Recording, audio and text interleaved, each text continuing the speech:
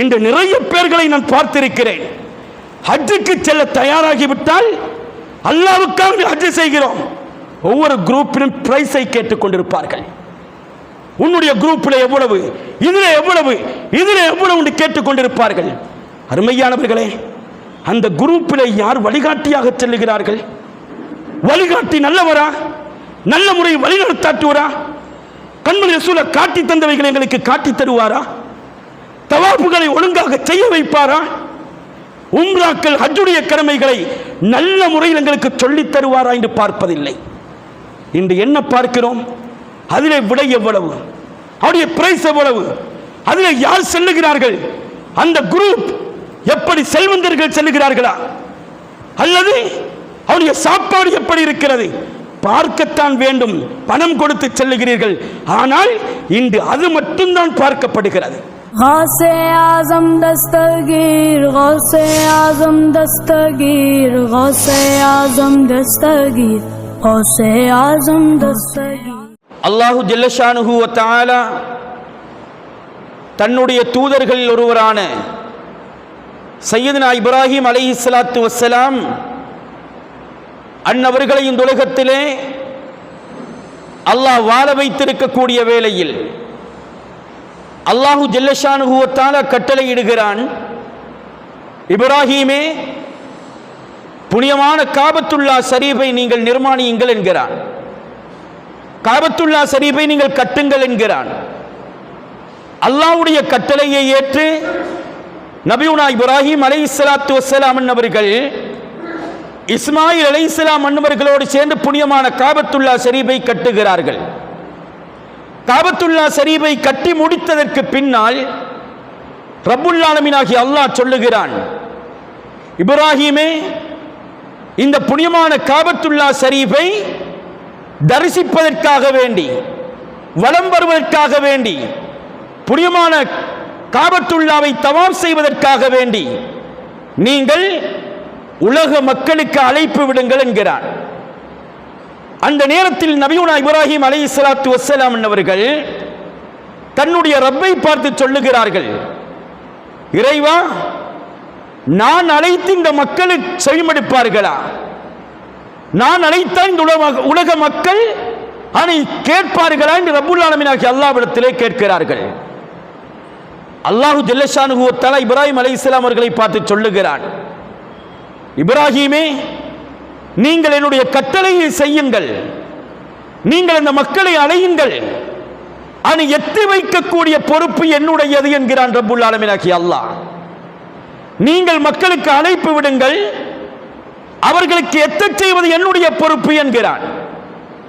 நபியுனா இப்ராஹிம் அலைஹிஸ்ஸலாத்து வஸ்ஸலாம் அவர்கள் அதற்கு பின்னால் அல்லாஹ்வுடைய கட்டளையை ஏற்று அபூ குபைஸ் என்று சொல்லக்கூடிய ஒரு மலை இருக்கிறது, மக்கா ஷரீஃபிலே காபத்துல்லாவுக்கு பக்கத்திலே இருக்கிறது.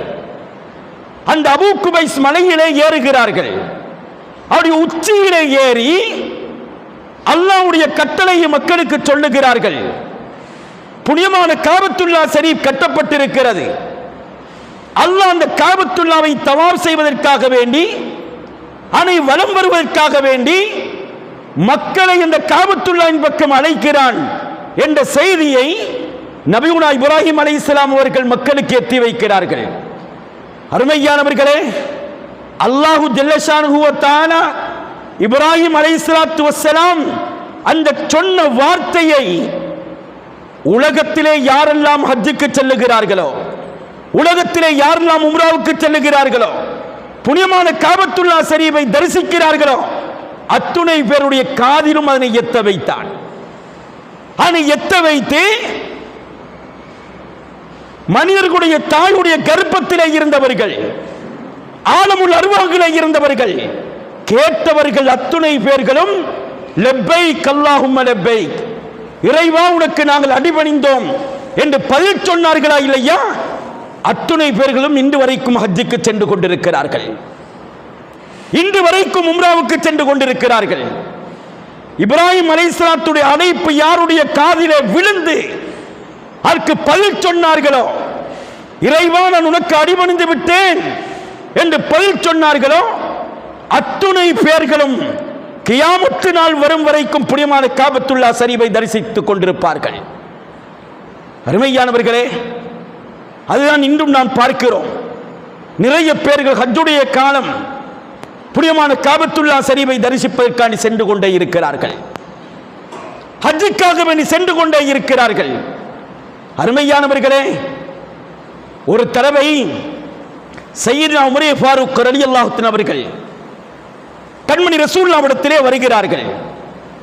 அல்லாஹ்வுடைய தூதரிடத்திலே வந்து சொல்லுகிறார்கள், யா ரசூலல்லாஹ், நான் உம்ராவை நாடி இருக்கிறேன், உம்ரா செய்ய விரும்புகிறேன், எனக்கு அனுமதி கிடைக்குமான்னு கண்மணி ரசூலுல்லாஹ்விடத்திலே கேட்கிறார்கள். அல்லாஹ்வுடைய தூதர் ஸல்லல்லாஹு அலைஹி வஸல்லம் அவர்கள் அவர்களுக்கு அனுமதி கொடுத்து விட்டு உமர் ரலியல்லாஹு அன்ஹு அவர்களிடத்திலே ஒரு செய்தியை சொல்லுகிறார்கள். உமரே, லா தன்சனா யா உஹை, என்னுடைய சிறிய சகோதரனே, உடைய துஆக்களை என்னையும் மறந்து விடாதீர்கள் என்கிறார்கள் கண்மணி ரசூலுல்லாஹ். நீங்கள் கேட்கக்கூடிய துஆவில் என்னையும் சேர்த்துக் கொள்ளுங்கள். நீங்கள் உம்ராவுக்கு செல்லுகிறீர்கள், ஒரு நல்ல இடத்திற்கு செல்லுகிறீர்கள், காபத்துல்லா அமைந்திருக்கக்கூடிய இடத்திற்கு செல்லுகிறீர்கள், அங்கே சென்று கேட்கக்கூடிய துஆக்களில் என்னையும் ஞாபகப்படுத்துங்கள், என்னையும் நீங்கள் மறந்து விடாதீர்கள், எனக்காக வேண்டி துஆ செய்யுங்கள் என்கிறார்கள் கண்மணி ரசூலுல்லாஹ். அருமையானவர்களே, சையதுனா உமர் ஃபாரூக் ரலியல்லாஹு அன்ஹு சொல்லுகிறார்கள், அல்லாஹ்வுடைய தூதர் சொன்ன அந்த வார்த்தை இருக்கிறதே, எனக்கு இந்த துன்யா முழுதும் எனக்கு தந்தால் எந்த அளவுக்கு எனக்கு சந்தோஷம் வருமோ அதை விட மகிழ்ச்சியாக இருந்தது கண்மணி ரசூலுடைய அந்த வார்த்தை. எனக்காக வேண்டி நீங்கள் துஆ செய்யுங்கள் சொன்ன அந்த வார்த்தை எனக்கு மிகவும் சந்தோஷமாக இருந்தது என்கிறார்கள். அருமையானவர்களே, கண்மணி ரசூலை காட்டி கொடுக்கக்கூடிய ஒரு செய்தி.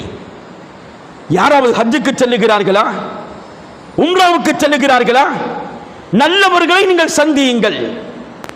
நல்லவர்களை சந்தித்து அல்லது குடும்பத்தினர்களை சந்தியுங்கள், அவர்களிடத்திலே போகக்கூடிய செய்தியை நீங்கள் சொல்லுங்கள். சொல்லிவிட்டு தனக்காக நீ துஆ செய்யுமாறு சொல்லுங்கள் என்பதை கண்மணி ரசூலா காட்டி தருகிறார்கள். ஒரு முஸ்தஹப்பான வழிமுறை இமாம்கள் நமக்கு சொல்லி காட்டுகிறார்கள். அருமையானவர்களே, அல்லாஹ்வுடைய தூதர் உம்ராவுக்கு செல்லக்கூடிய உமர் ரலியல்லாஹு அன்ஹு அவர்களிடத்தில் ஏன் துஆ செய்ய சொன்னார்கள் தெரியுமா? இமாம்கள் சொல்லுவார்கள், கண்மணி ரசூலுல்லாஹ் சொல்லி இருக்கிறார்கள், உம்ரா செய்யக்கூடியவர்கள், ஹஜ்ஜுடைய வணக்கங்கள் புரியக்கூடியவர்கள், லுயூபுர் ரஹ்மான், அல்லாஹ்வுடைய விருந்தாளிகள் என்கிறார்கள் கண்மணி ரசூலுல்லாஹ். அல்லாஹ்வுடைய விருந்தாளிகள், அல்லாஹ்வுடைய கெஸ்டுகள். அந்த விருந்தாளிகள் அல்லாஹ்விடத்தில் எதையாவது கேட்டால் கண்மணி ரசூலுல்லாஹ் சொல்லக்கூடிய செய்தி, இதா தாகும், அந்த மக்கள் அல்லாஹ்விடத்திலே துஆ செய்தால் அல்லாஹ் அவர்களுக்கு பதில் சொல்லுவான், உடனே அவருடைய துஆக்கள் அங்கீகரிக்கப்படும். வைனா சாலுகும், அந்த மக்கள் அல்லாஹ்விடத்தில் எதையாவது கேட்டால் அல்லாஹ் அவைகளை வாரிக் கொடுப்பான் என்கிறார்கள் கண்மணி ரசூலுல்லாஹ். ஒரு மனிதன் இஹ்லாஸோடு உம்ரா செய்தால், இஹ்லாஸோடு ஹஜ்ஜுடைய வணக்கத்தை புரிந்தால், அந்த புரியக்கூடியவர்கள் அல்லாஹ்வுடைய விருந்தாளிகள், அவர்கள் அல்லாஹ்விடத்தில் கேட்கக்கூடிய விடயங்களுக்கு அல்லாஹ் பதில் சொல்லுவான். அல்லாஹ்விடத்தில் எதையாவது கேட்டால் அல்லாஹ் கொடுப்பான். கண்மணி ரசூல் அக்ரம் ஸல்லல்லாஹு அலைஹி வஸல்லம் சொல்லுகிறார்கள், அப்படி நடக்கும் என்பதனால் தான் அல்லாஹ்வுடைய தூதர் உமர் ரலியல்லாஹு அவர்களிடத்திலே சொல்லுகிறார்கள், உமரே, உங்களுடைய துஆக்களில் என்னையும் நீங்கள் மறந்து விடாதீர்கள் என்கிறார்கள். அருமையானவர்களே, ஹஜ் செய்யக்கூடியவர்களுக்கு, உம்ரா செய்யக்கூடியவர்களுக்கு இது மட்டுமல்ல, இதைவிட நிறைய பாக்கியங்களை அல்லாஹும் அல்லாஹ்வுடைய தூதரன் சொல்லி இருக்கிறார்கள். கண்மணி ரசூலுல்லாஹ் சொல்லுகிறார்கள், ஒரு மனிதர் தூய்மையான முறையில் எந்த தவறுகளும் செய்யாமல் தன்னுடைய நாவை பேணி அல்லாஹ்வுக்கு பயந்து உறவுகளில் ஈடுபடாமல், கெட்ட வார்த்தைகள் பேசாமல், சண்டை பிடிக்காமல் அல்லாஹ்வுடைய ஹஜ்ஜை அல்லாஹ்வுக்காக வேண்டி செய்தால் அவருடைய அத்துணை பாவங்களும் மன்னிக்கப்படும் என்கிறார்கள் கண்மணி ரசூலுல்லாஹ். ரப்புல் ஆலமீனாகிய அல்லாஹ் சொல்லுகிறான், அவருடைய பாவங்கள் மன்னிக்கப்பட்டு சுவர்க்கம் அவளுக்கு கூடியா கிடைக்கும் என்கிறான் ரப்புல் ஆலமீனாகிய அல்லாஹ். அருமையானவர்களே, கண்மணி ரசூல் அக்ரம் ஸல்லல்லாஹு அலைஹி வஸல்லம் அன்னவர்கள் சொல்லுகிறார்கள், அந்த மனிதர்கள் அன்று பிறந்த பாலகர்களை போன்று திரும்பி வருவார்கள் என்கிறார்கள். அன்று பிறந்த பாலகர்கள் போன்று என்று ஏன் சொன்னார்கள் தெரியுமா? பிறக்கக்கூடிய குழந்தை எந்த பாவம் மட்டும்தான் பிறக்குகிறது, எந்த பாவமே கிடையாது அந்த குழந்தைக்கு. அந்த குழந்தை எப்படி பாவங்கள் இல்லாமல் உலகத்திலே பிறக்கிறதோ அதே போன்று ஒரு மனிதன் அல்லாஹ்வுக்காக இஹ்லாஸோடு மன தூய்மையோடு பாவங்கள் செய்யாமல் வாய்களை பேணி நல்ல முறையில் ஹஜ்ஜை முடித்தால் அன்று பிறந்த பாலகளை போன்று எந்த பாவமற்றவனாக அவன் உலகத்துக்கு திரும்பி வருவான், அவன் ஊருக்கு திரும்பி வருவான் என்கிறார்கள் கண்மணி ரசூலுல்லாஹ். அருமையானவர்களே, அந்த சிறப்பு மட்டுமல்ல, ஹஜ் செய்தவர்களை பற்றி கண்மணி ரசூலுல்லாஹ் சொல்லுகிறார்கள், அல் ஹஜ் வல் உம்ரா ஃபைன்னஹுமா யன்ஃபியானில் ஃபக்ர். ஹஜ்ஜும் உம்ராவும் இருக்கிறது, இந்த இரண்டும் யார் அதை செய்கிறார்களோ அவர்களை வறுமையை விட்டும் அந்த இரண்டும் பாதுகாக்கும் என்கிறார்கள். யார் ஹஜ் செய்கிறார்களோ அவர்கள் ஏழையாக மாட்டார்கள் என்கிறார்கள். ஹஜ் செய்தவர்கள் அவர்களுக்கு வறுமை பிடிக்காது என்கிறார்கள். அருமையானவர்களே, ஒரு மனிதன் அல்லாஹ்வுக்காக வேண்டி செலவு செய்து அல்லாஹ்வுக்காக வேண்டி கஷ்டப்பட்டு ஹஜ்ஜுடைய வணக்கத்தை முடித்தால் அவன் கோடியில் செலவழித்திருப்பான், லட்சத்தில் செலவழித்திருப்பான். எவ்வளவு செலவழித்தாலும் அதை விட அவனுக்கு கிடைக்குமே ஒழிய அவன் ஏழையாக மாறமாட்டான் என்கிறார்கள் கண்மணி ரசூலுல்லாஹ். எவ்வளவு சிறப்பு என்று சிந்தித்து பாருங்கள். அருமையானவர்களே, கண்மணி ரசூல் அக்ரம் ஸல்லல்லாஹு அலைஹி வஸல்லம் அன்னவர்கள் இன்னொரு தடவை சொல்லுகிறார்கள், அல் ஹஜ்ஜுல் மப்ரூர், ஒப்புக்கொள்ளப்பட்ட ஹஜ் இருக்கிறதே, மப்ரூரான ஹஜ் இருக்கிறதே, லைஸ லஹு ஜஸாஉன் இல்லல் ஜன்னah, சுவர்க்கத்தை தவிர அதுக்கு வேறு ஒன்றும் கிடையாது என்கிறார்கள். உலகத்திலே மனிதன் வேண்டக்கூடிய ஒன்று, உலகத்திலே மனிதன் எதிர்பார்க்கக்கூடிய ஒன்று, இந்த உலகத்தில் மனிதன் அல்லாஹ்விடத்திலே கேட்கக்கூடிய ஆக முக்கியமான ஒன்று, நாளை கியாமத்தில் எல்லா மக்களும் ஆதரவு வைக்கக்கூடிய ஒன்று, புனிதமான சுவர்க்கம். அல்லாஹ்வுடைய தூதர் சொல்லுகிறார்கள், யார் ஹஜ்ஜுடைய வணக்கத்தை அல்லாஹ்வுக்காக வேண்டி புரிகிறார்களோ அவர்களுக்கு சுவர்க்கத்தை தவிர வேறு எந்த கூலியும் கிடையாது என்கிறார்கள் கண்மணி ரசூலுல்லாஹ். அருமையானவர்களே, அந்த பாக்கியம் ஒரு மனிதனுக்கு கிடைக்க வேண்டுமாக இருந்தால் உலகத்திலே ஹஜ்ஜுடைய வணக்கம் புரிய வேண்டும். ஹஜ்ஜுடைய வணக்கம் புரியும் போது உள்ளத்திலே மன தூய்மை இஹ்லாஸ் இருக்க வேண்டும் என்பதை ஸல்லல்லாஹு அலைஹி வஸல்லம் சொல்லுகிறார்கள்.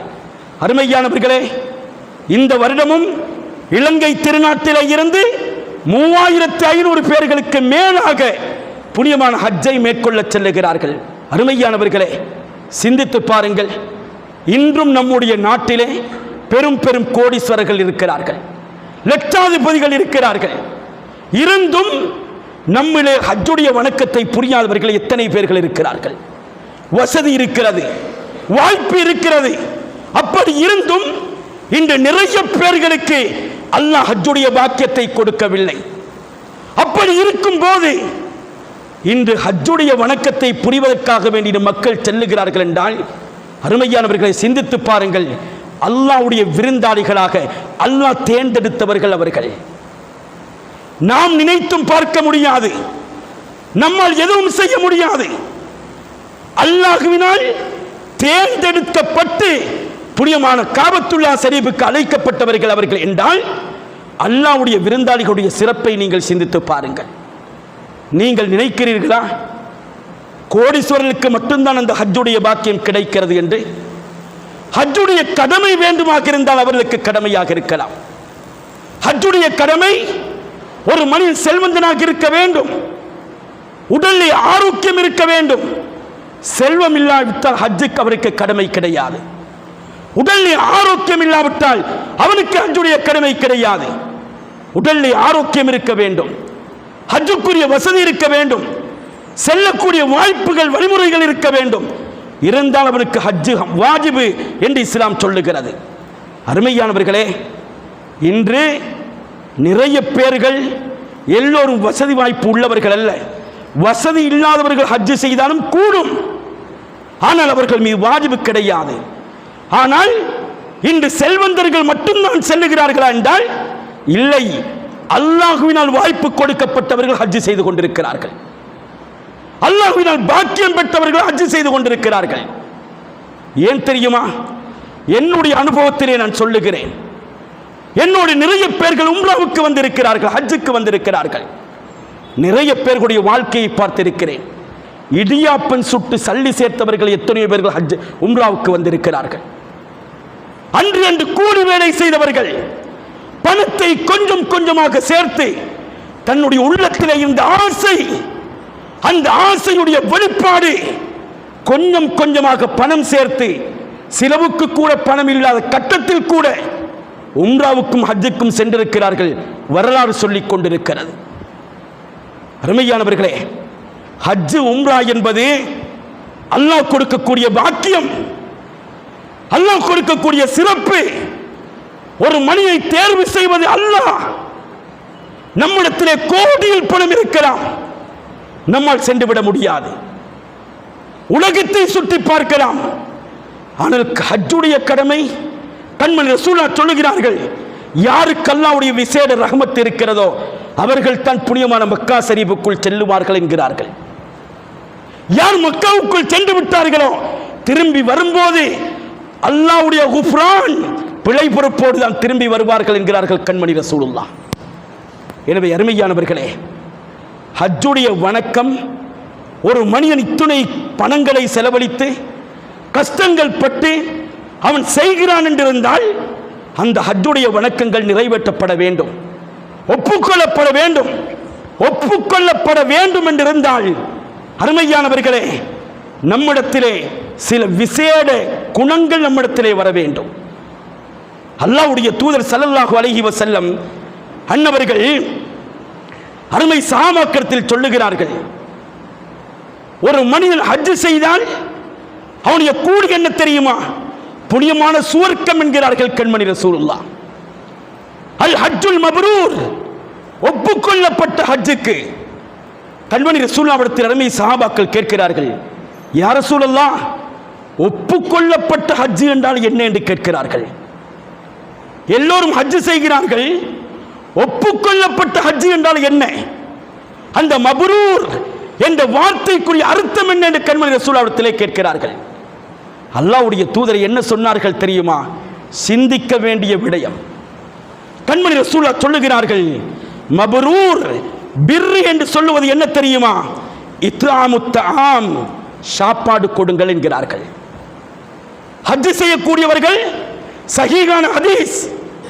கண்மணி ரசூலுல்லாஹ்விடத்தில் அருமை சஹாபாக்கள் கேட்கிறார்கள், யா ரசூலல்லாஹ், ஹஜ்ஜுல் மப்ரூர், மப்ரூரான ஹஜ், ஒப்புக்கொள்ளப்பட்ட ஹஜ் என்றால் என்ன?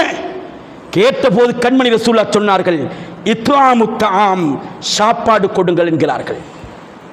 வ இஃப்ஸாஉ ஸலாம், உங்களுக்கு மத்தியில் ஸலாத்தை பிறப்பிக் கொள்ளுங்கள் என்கிறார்கள்.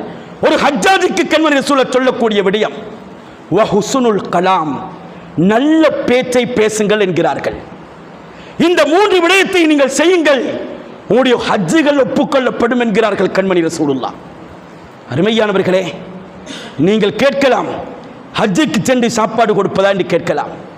ஆம், உங்களுக்கு முடியுமானால் கொடுங்கள். ஹஜ்ஜிலே 5 நாட்கள் இருக்கிறது, மிகவும் பயங்கரமான நாட்கள். பிற 8, 9, 10, 11, 12 இந்த 5 நாட்களும் ஒரு பயங்கர யுத்தம் நடக்கக்கூடிய நாளை போன்றதுதான் ஹஜ்ஜுடைய நாள். மினாவிலே ஒரு மனிதனுக்கு கஷ்டம், அரபாவிலே ஒரு மனிதனுக்கு கஷ்டம், செல்லக்கூடிய வழிகளில் கஷ்டம்.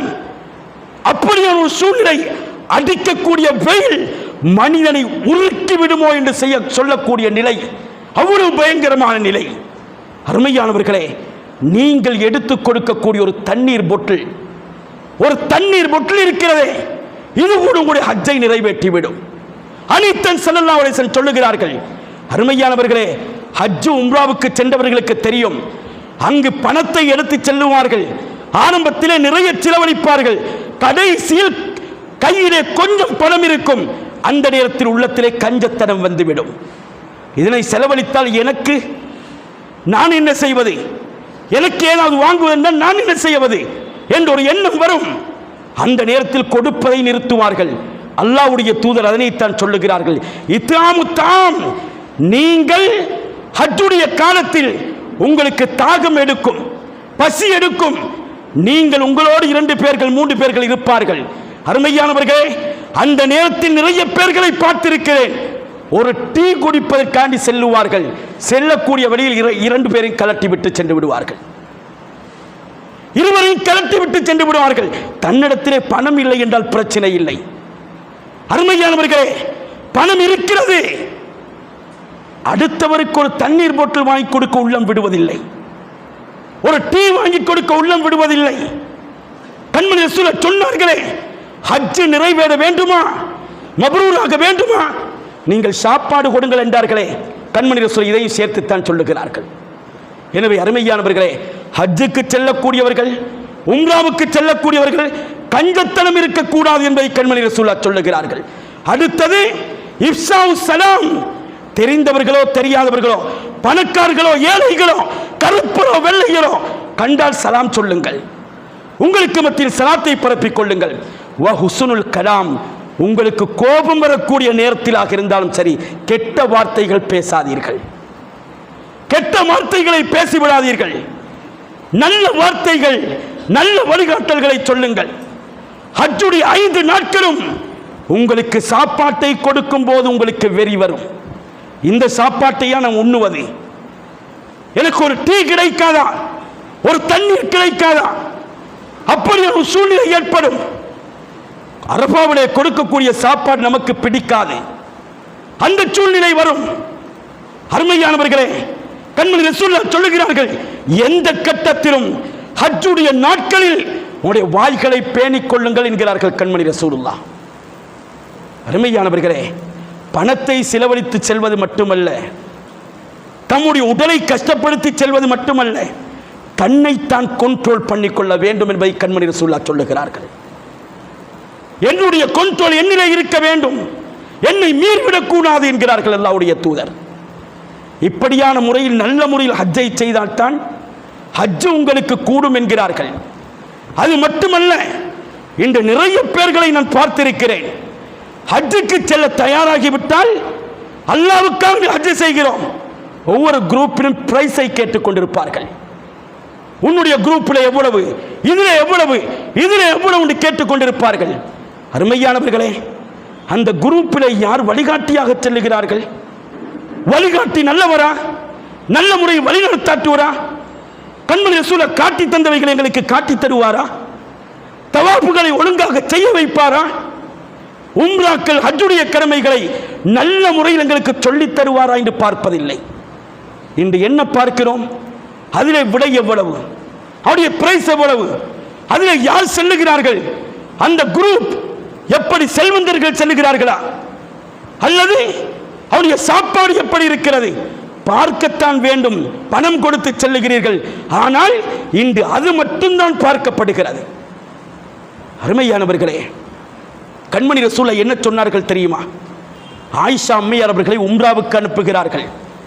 ஹஜ்ஜை முடித்துவிட்டு கண்மணி ரசூலுல்லாஹ் ஆயிஷா அம்மையார் அவர்களை உம்ராவுக்கு அனுப்புகிறார்கள். யாரோடு? அப்துர் ரஹ்மான் இப்னு அபீ பக்கர், ஆயிஷா அம்மையாருடைய சகோதரோடு உம்ராவுக்கு அனுப்புகிறார்கள். நீண்ட வரலாறு சுருக்கமாக சொல்லுகிறேன். அனுப்பிய போது தண்ணீமுக்கு அனுப்புகிறார்கள். இன்று எல்லோரும் உம்ராவுக்கான இஹ்ராம் கட்டுகிறார்கள். ஆயிஷா பள்ளி, அந்த ஆயிஷா பள்ளிக்கு மக்காவில் இருந்து கண்மணி ரசூல் அனுப்புகிறார்கள். அனுப்பிய போது என்ன சொன்னார்கள் தெரியுமா? யா ஆயிஷா, ஆயிஷாவே, நீங்கள் உம்ரா செய்ய போகிறீர்கள், உம்ராவுடைய கடமையை நிறைவேற்றப் போகிறீர்கள், உங்களுக்கு கூலி எப்படி கிடைக்கும் தெரியுமா? கண்மணி ரசூலுல்லாஹ் சொல்லுகிறார்கள், இன்ன அஜ்ரகி, உங்களுக்கு கிடைக்கக்கூடிய கூலி அலா கதிரி நஃபகத்தகி, அலா கதிரி நஃபகத்திகி, நீங்கள் எவ்வளவு செலவு செய்கிறீர்களோ உங்களுக்கு எவ்வளவு செலவாகுமோ, வீண் செலவு அல்ல, அந்த உம்ராவுக்குரிய செலவு எவ்வளவு இருக்குமோ அந்த அளவுக்கு தான் உங்களுக்கு கூலி கிடைக்கும் என்கிறார்கள் கண்மணி ரசூலுல்லாஹ். இன்னொன்றும் சொன்னார்கள், அலா கதிரின் நசபிக்கி, நீங்கள் அந்த உம்ராவிலே எவ்வளவு கஷ்டப்படுகிறீர்களோ அந்த அளவுக்கு உங்களுக்கு நன்மை கிடைக்கும் என்கிறார்கள். இன்று நாம் நம்முடைய வாழ்க்கையில் எந்த அளவுக்கு நாம் ஃபெசிலிட்டி எடுக்க வேண்டுமோ அந்த அளவுக்கு இன்று தேடுகிறோமா இல்லையா? தேடுகிறோம். அருமையானவர்களே, கண்மணி ரசூலுல்லாஹ் சொல்லுகிறார்கள், ஆயிஷா, உங்களுக்கு எவ்வளவு கஷ்டம் ஏற்படுகிறதோ அவ்வளவுக்கு உங்களுக்கு நன்மை கிடைக்கும், அந்தஸ்து உயரும் என்கிறார்கள். அருமையானவர்களே, ஒரு கணம் நம்முடைய ஹஜ்ஜுகளை சிந்தித்து பார்க்க வேண்டும், நம்முடைய உம்ராக்களை சிந்தித்து பார்க்க வேண்டும். நாம் என்ன செய்கிறோம், கண்மணி ரசூலுல்லாஹ் என்ன சொல்லி தந்தார்கள், நம்முடைய வாழ்க்கையில் என்ன நடக்கிறது என்று பாருங்கள். கடைசி காலம் வரும், அந்த நேரத்திலே இந்த உலகத்தில் நடக்கக்கூடிய ஒரு செய்தியை கண்மணி ரசூல் அக்ரம் ஸல்லல்லாஹு அலைஹி வஸல்லம் சொல்லுகிறார்கள். உலகத்திலே நான்கு கூட்டத்தினர்கள் ஹஜ்ஜுக்கு செல்லுவார்கள், உம்ராவுக்கு செல்லுவார்கள். ஒரு கூட்டம் அரசர்கள், பெரும் பெரும் அரசர்கள், தலைவர்கள், நாட்டுடைய ஜனாதிபதிகள், இவர்கள் ஹஜ்ஜுக்கு செல்லுவார்கள். ஏன் தெரியுமா? உல்லாச பயணம் போன்று செல்லுவார்கள் என்கிறார்கள். உல்லாச பயணம் போன்று செல்லுவார்கள். இன்று நடக்கிறதா இல்லையா? மினாவிலே போய் பாருங்கள், மினாவிலே கூடாரத்திலே மக்கள் நிற்பார்கள். ஆனால் நாட்டுடைய தலைவர்கள், ஜனாதிபதிகள், பெரிய பெரிய அரசர்கள் மினாவிலே எட்டி பாருங்கள், தலையை தூக்கி ஒரு மாபெரும் பெலஸ் இருக்கும், அந்த பெலசிலே நிம்மதியாக இருப்பார்கள், அந்த பெலசில் தான் அவர்கள் இருப்பார்கள். அல்லாஹ்வுடைய தூதர் சொல்லிவிட்டார்கள், அரசர்கள் உல்லாசமாக வருவார்கள், ஹெலியிலே வருவார்கள், வந்து கல்லடிக்கக்கூடிய இடத்திலே அவர்கள் நிறுத்தாட்டுவார்கள், உள்ளால் இறங்குவார்கள், கல்லை அடித்து விட்டு அவர்கள் சென்று விடுவார்கள். அரபாவுக்கு வருவார்கள், எந்த கூடாரத்திலாவது எந்த அரசரையாவது நீங்கள் கண்டிருக்கிறீர்களா? ஹெலியிலே வந்து ஒரு ரவுண்ட் அடிப்பார்கள், சென்று விடுவார்கள். கண்மணி ரசூலுடைய வார்த்தைகளுடைய வெளிப்பாடு. இரண்டாவது, செல்வந்தர்கள். செல்வந்தர்கள் ஏன் செல்லுவார்கள் தெரியும்? எல்லோரும் கிடையாது. கண்மணி ரசூல் ஒரு கூட்டத்தை சொல்லுகிறார்கள், ஒரு சில செல்வந்தர்கள் வியாபாரங்களுக்காக வேண்டி செல்லுவார்கள். நீங்கள் பார்த்திருப்பீர்கள், ஹஜ்ஜுக்கு சென்று திரும்பக்கூடிய வேளையில் ஒரு பெரிய உலமா கிலோ கணக்கில் தங்கத்தோடு வந்து ஏர்போர்ட்டிலே மாட்டிவிட்டான் என்ற செய்தி 2 வருடங்களுக்கு முன்னால் வெளியானது. ஏன்? பிசினஸ்.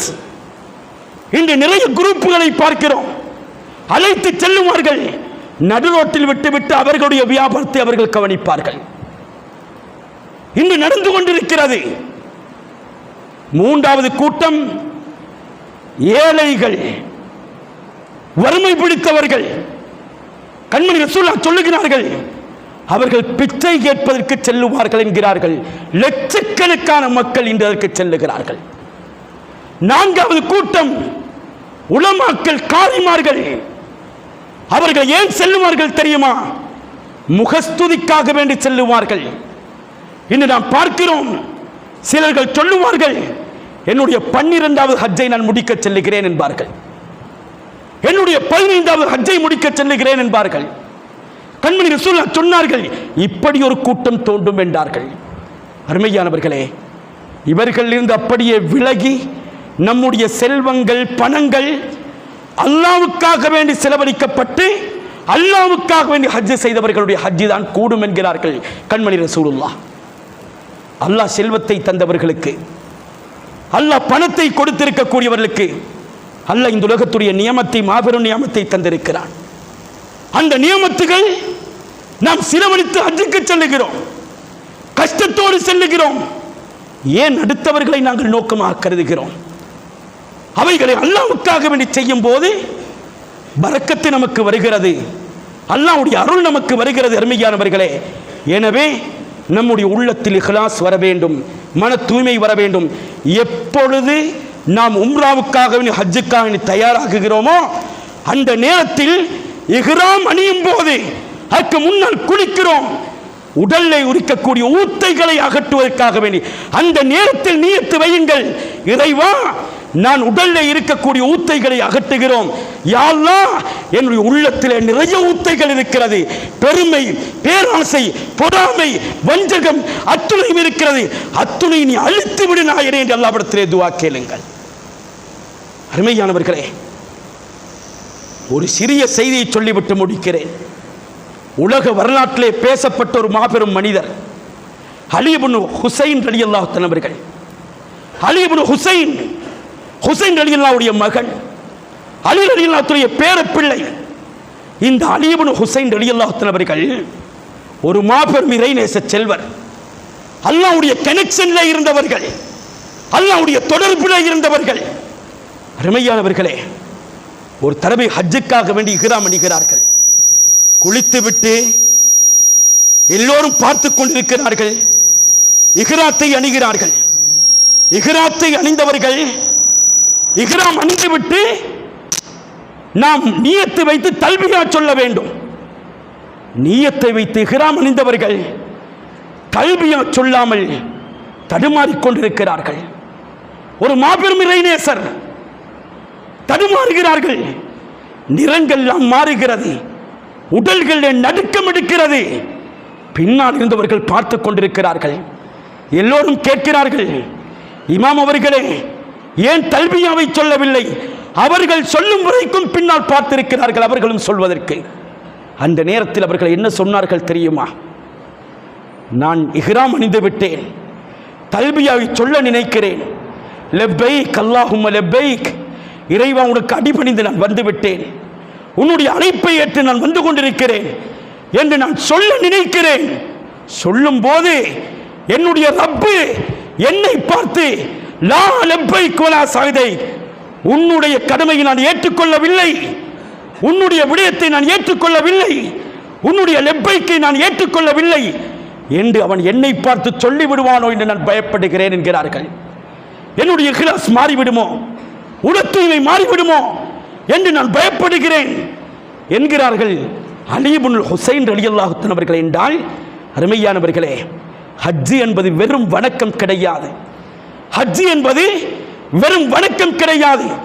மக்கள் என்னை ஹாஜி என்று சொல்வதற்காக செய்யக்கூடிய வணக்கம் கிடையாது.